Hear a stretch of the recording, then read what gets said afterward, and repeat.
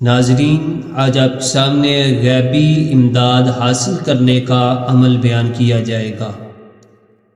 اعوذ باللہ من الشیطان الرجیم، بسم اللہ الرحمن الرحیم۔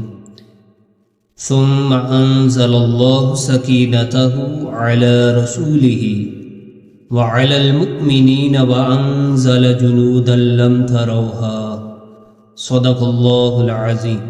حضرت شیخ عبدالوہاب شعرانی رحمہ اللہ تعالی لکھتے ہیں، حضرت شیخ عبدالوہاب شعرانی رحمہ اللہ تعالی کا تصوف میں ایک بہت بڑا نام ہے۔ جتنے بھی علم کے متلاشی ہیں اور جو دینی کتب کا مطالعہ رکھنے والے احباب ہیں، وہ حضرت شیخ عبدالوہاب شعرانی رحمہ اللہ تعالی کی شخصیت سے بخوبی واقف ہیں۔ اولیاء میں ایک بلند مقام اور مرتبہ ہے، اور اللہ تعالیٰ نے خصوصی آپ پر فضل و کرم فرمایا۔ حضرت شیخ عبدالوہاب شعرانی رحمہ اللہ تعالی آپ یہ لکھتے ہیں کہ غیبی امداد حاصل کرنے کا یہ عمل نہایت ہی سریع و تاثیر ہے، یعنی بہت ہی جلد اثر کرنے والا ہے، یعنی اس عمل سے بہت جلد غیبی امداد حاصل ہوتی ہے۔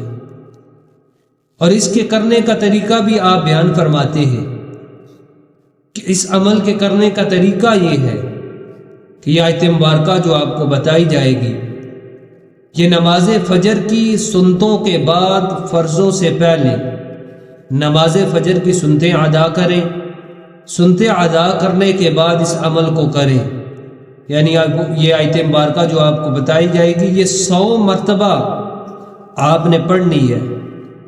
یہ آیت مبارکہ 100 مرتبہ پڑھنے کے بعد پھر آپ نے سجدے میں سر رکھ کر عجز اور انکساری کے ساتھ اللہ تعالیٰ سے امداد طلب کرنی ہے، تو انشاءاللہ تعالی آپ کی ضرورت کے لیے بہت ہی جلد اللہ تعالیٰ آپ کی غیبی مدد فرمائے گا۔ یعنی اس عمل کا اثر بہت زیادہ ہے، یعنی جب آپ اس عمل کو ایک ہی دفعہ کریں گے بہت جلد آپ کو غیبی مدد حاصل ہوگی۔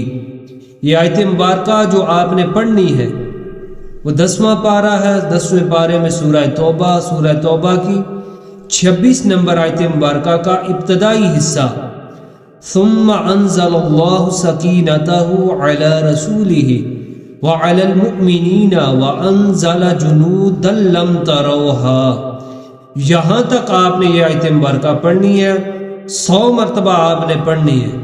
تو انشاءاللہ العزیز جب ایک ہی مرتبہ آپ پڑھیں گے تو آپ دیکھیں گے اللہ تعالیٰ آپ کی غیبی مدد کیسے فرمائے گا۔ تو اللہ تعالیٰ ہمیں قرآنی آیات مبارکہ سے استفادہ حاصل کرنے کی توفیق عطا فرمائے اور قرآن پر عمل بھی کرنے کی توفیق عطا فرمائے۔ وآخر دعوانا الحمد للہ رب العالمین۔